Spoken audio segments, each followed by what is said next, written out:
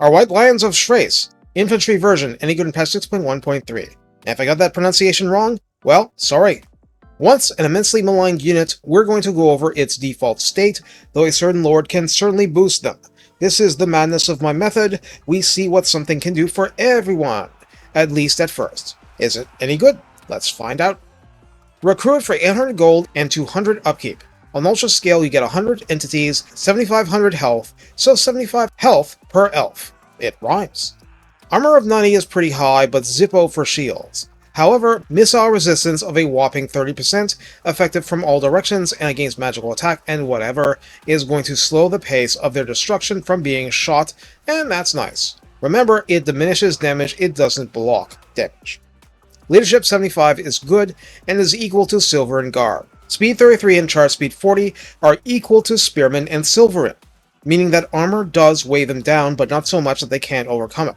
Melee attack begins at 36 with an attack interval of 4.4 seconds, so a bit slower, but not as slow as Spearman. No splash damage as we'd expect for a 100 entity infantry unit.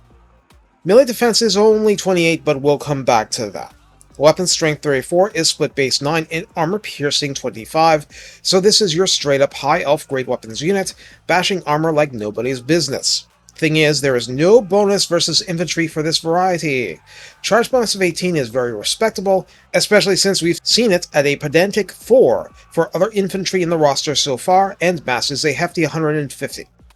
The unit benefits from martial prowess, so plus 2 melee attack and plus 12 melee defense until under 25% health, and changing it from 50% to 25% really helps this unit, which has to risk itself to do its damage. Melee defense 40 sounds a lot better. Hide Enforced and Woodsman are the other traits, so like Rangers, they're only hidden if in trees, and unlike Rangers, the stock version does not Vanguard deployment.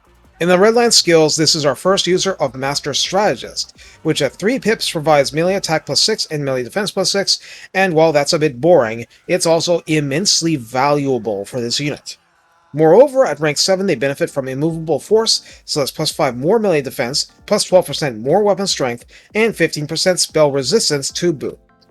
In the tech tree, Great Weapons provides a 5% boost to weapon strength, Drummers adds plus 5% speed to White Lion's infantry, Heavy Ithomar Armor adds plus 10 armor, Star Metal Blades adds plus 5 melee attack and plus 5% weapon strength, of which the former is a lot more impactful, so to speak.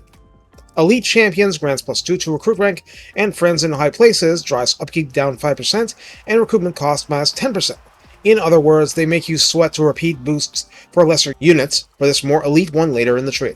But they do help, and Star Metal Blades providing that attack boost particularly shines. So how do we use the White Lions of Chrace infantry?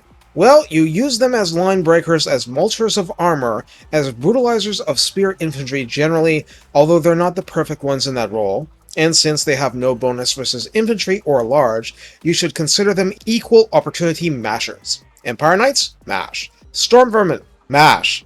Dwarf Warriors? Mash. Seriously, it's not complicated. Trying to overcomplicate it is bad. They can't fend off cavalry charges directly, but can rip tin suits up in melee. They can't flank with that kind of speed, any more than any other elf infantry at least. So you create situations where they can dogpile valuable enemy units being kept in place by any spear unit, and then go all starving lion on them. Missile resistance is just to let you survive to get to the fight better. The fight is the point. Getting there is just the means. Whether offensively or as a counter-striking unit, the White Lions came to chew tendons and take names. Use them as they were intended, because if you don't, you wasted 800 gold on them and that's just sad. Take care, and have fun proving that prissy high elves can bash your teeth in just fine with the right weapon and attitude. 25 points of armor piercing as your minimum is a lot different from the 6 or 8 you're used to seeing.